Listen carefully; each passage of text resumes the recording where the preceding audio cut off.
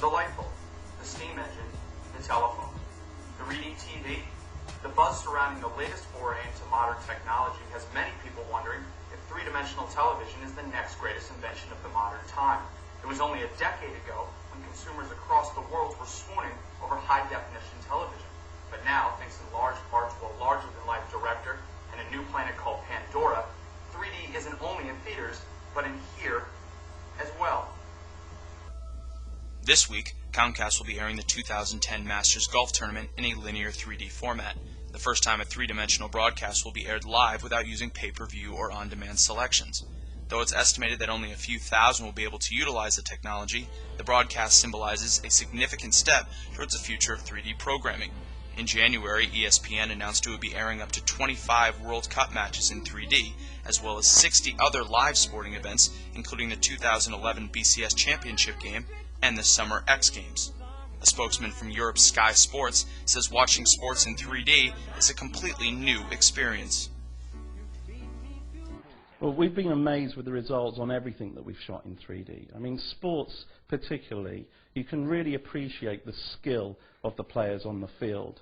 How Beckham curves the ball in, can that putt really make the hole with all the undulations in the green? You see that for the first time when you watch it in 3D.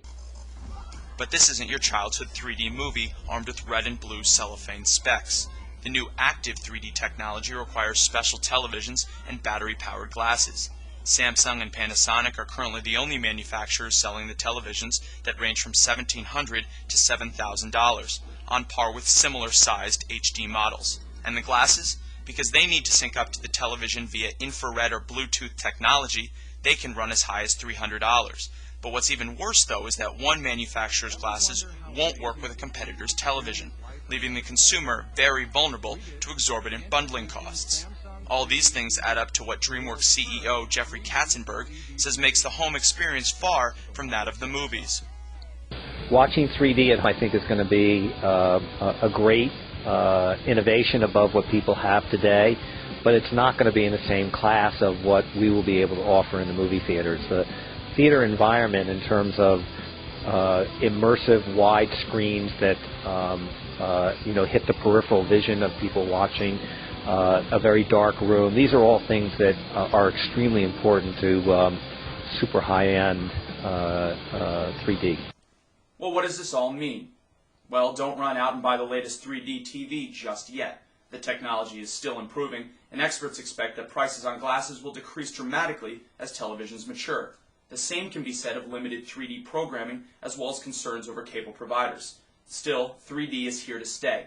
Intel predicts fully accessible 3D content will be available on the internet in less than 5 years. Seems like only yesterday we were comparing email to sliced bread. For the Sports and New Media blog, I'm Ryan Pierce.